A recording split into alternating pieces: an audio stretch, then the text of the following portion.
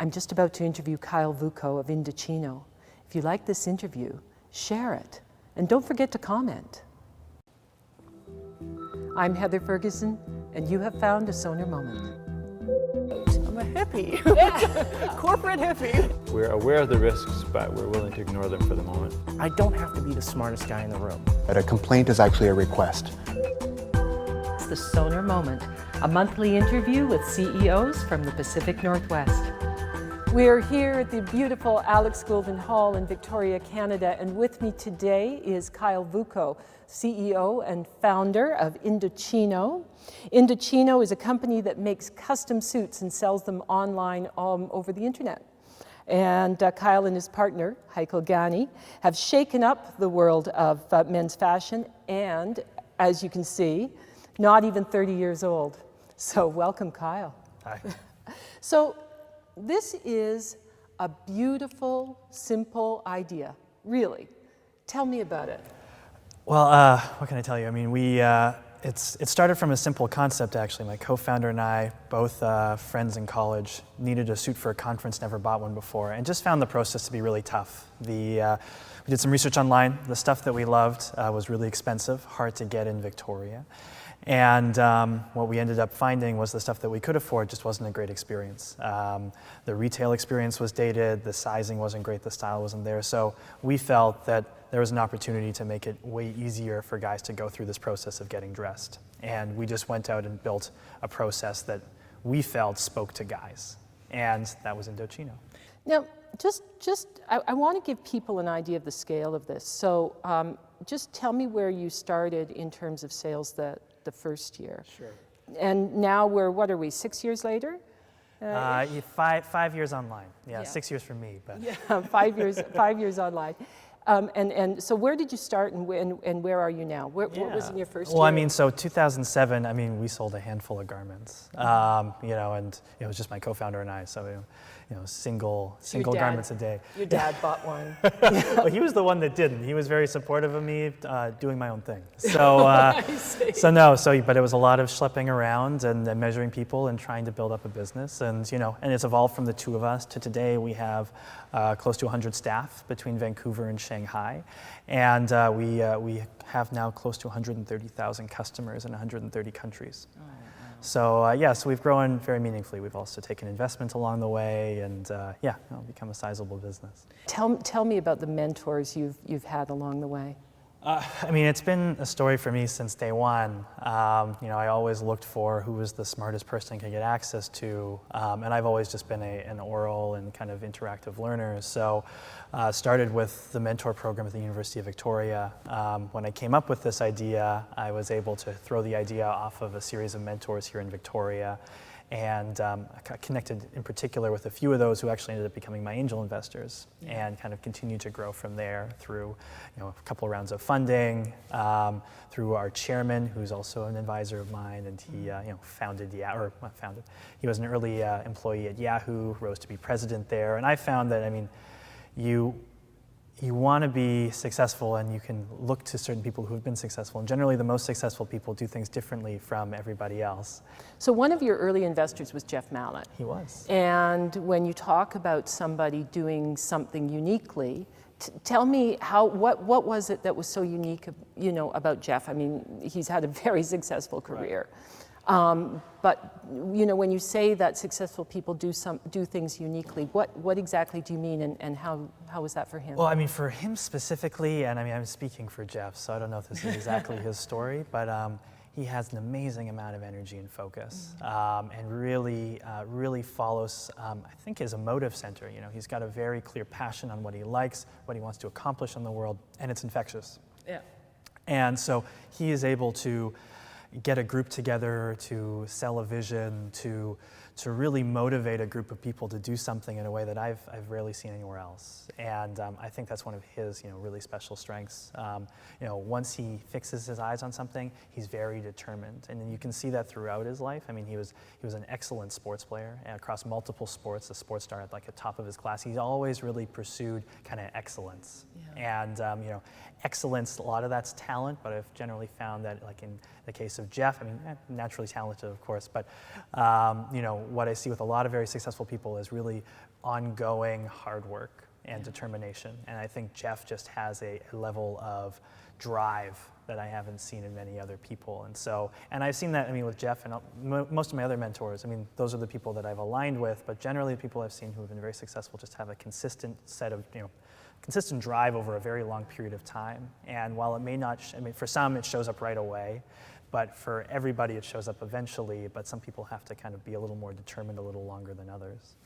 You know, there's an article that's been going around recently, around the internet, around mentorship versus sponsorship. That mentors is fine, but what you really want is someone to sponsor you, to help you to move you, whatever your project is, forward. Interesting. Yeah, and I did think it was kind of an interesting concept. I mean, would you say that you've been able to find sponsors, people that have really helped you to move this project forward? Very much. I mean, that's, I think, a huge part of kind of our success to date, and my personal growth has been people who've been really invested in seeing the company succeed, and I mean, along with that, kind of a natural byproduct myself. And that's been in the form of, my initial angel investors, and then also my institutional investors. I've got some really smart people out of the US, out of Canada, actually out of Germany as well. And I mean, it helps that they're invested like with real money.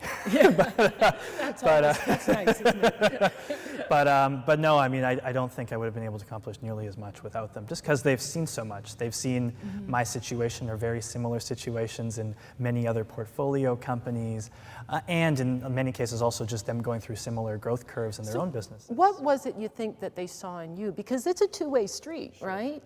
They must have seen some kind of drive and determination and focus from you. How do you have a sense of that, or? Yeah, I don't necessarily like to focus on myself too much. Oh, but, come on, just for a second. but no, I mean, there's, I think, generally when I look to my mentors and kind of what they have exuded, I think similarly you mirror that and you also want to be those people, so you're trying to aspire to be them. And I mean, very much there's an altruistic element in all of this. But I mean, generally I think people gravitate towards people who are very driven, very responsive, are, I guess similarly minded in terms of kind of their vision of what success looks like. And also, I mean, I think people generally gravitate towards big ideas, and I think, Indochino was a very big idea, and, around not just helping guys with suits, but helping guys get dressed. I mean, it's a problem every guy deals with, and I think people love the idea of solving really big problems, because there aren't a lot of companies solving huge problems. You told me that you felt lucky to be CEO. Yes. So tell me a little bit more about that and why. Well, it's a very rare place to get into and a very hard and rare place to hold on to for any amount of tenure. In my business, I mean, we've gone through so many different phases of growth, from 2 people to 100 very, very quickly, global. There's a lot of elements, and what makes you successful at $1 million company is very different from 10 and above. And, generally those require different people. And what I've been really lucky to do is, have been put in this position where I can see kind of what a CEO requires the whole way through, and also have, patient and very involved sponsors, mentors, who can help guide me through those steps of the process. Just because, I think it's rare to be put into a CEO spot in any one of those positions, let alone kind of go through the whole curve. So I've been very lucky for that, and to have kind of the advisement and the support to make sure that I stay successful there. Because the reality is, I may not always be successful in the CEO spot, and I'm working very hard and getting a lot of support to be successful, but it isn't always a given. Yeah. They may kick you out at some point, like every other CEO on the face of the earth. Or I self-select out. I think it's, I'm an investor and the CEO of the company, and so I wear both hats. And while I still very much believe today that I'm the right guy for the job, I don't know if that'll always be true. And I look outside to my advisors just as much to guide me on how to be successful in my role, and that can sometimes mean, how do I do a better job at my role versus, maybe there's a better role for me. Yeah. And I'm not necessarily opposed to those things, because when I put my investor hat on, I'm asking what's best for the company, which isn't purely me. So. There's a fairly famous book called, and you know I'm getting the title wrong, I can tell, about Fables of a CEO. Oh, Have yeah. you read it? I am familiar with it. Was it the 5 Temptations of a CEO? Five maybe? Temptations of a CEO, Or that's something it. like that? And there were all these little fables. And one of them talked about the importance of putting the company first. Yeah, it's a tough challenge, you know, especially when you found something, at least in my case, it just because, you know, founding, it becomes your identity. All you do is talk to people about what you're doing, how you're doing it, and, you know, your public persona in the media is all about that, so it becomes very much you and the company become very intertwined. You know, as we've gotten bigger and we've gotten kind of beyond 10 people to 100, you know, you start realizing that you have to decouple those two. You know, you become a professional executive and a professional CEO. And it's very different from being a founder. And it's interesting that you have been able to decouple those because, I mean, you hear a lot of people talk about founderitis and not being able to decouple those. And if the time comes, at any point in time, if the time comes, do you think you'll be able to walk the walk? That you really will have decoupled? Well, I mean, it's hard for me to say that without bias, that I'll ever be able to truly decouple both.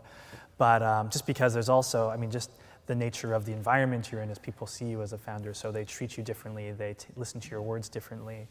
So you have to be very conscious of all of those things. But no, I mean, I believe that I actively am already, and that I'm trying very hard too, because the reality is, you know, a very large company can't be run by a founder. I mean, they can be run by a CEO who is a founder, but I don't know if they can be run purely by a founder, because they're very different skill sets.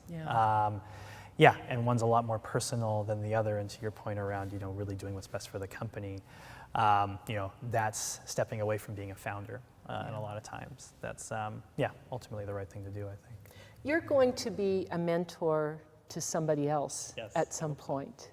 Maybe even now. Are you mentoring anybody now? Nothing. I'm always very hesitant to do so. I feel like I've got a lot to learn still. Yeah. You probably feel that way all your life. Maybe. I tell you honestly, Kyle, I'm sitting here listening to you and I'm thinking I have a lot to learn. But what sort of advice would you give to somebody in your position now? Like somebody in my position, like exact position, or someone like previous? Maybe who's founding a company, maybe going through the same things that you went through. Yeah, you know, it's tough because it's, you know, everything's very personal to the individual, and I think that's actually probably the biggest thing is figuring out what's right for you. You know, I think founding a company is a ton of work, and you really want to be clear on the type of company you're founding and what really drives you from a motivation perspective. I mean, it's all really basic stuff, but finding answers to those individually is very hard. But once you start a path with a company, it's very hard to get off it. So whether it's raising money, bringing in a co-founder, bringing in other advisors and investors, all of those things are going to set the tone for your company for years to come. And generally speaking, a company will not be successful for years. So I think, you know, what I always caution people and what I really think is important is to be as clear as you can be on those things before you kick it all off, because, you know, you're really committing to 5 to 10 years of your life. Kyle, this is fantastic. I'm so glad you were able to come in. Great. Thanks so much. Take care.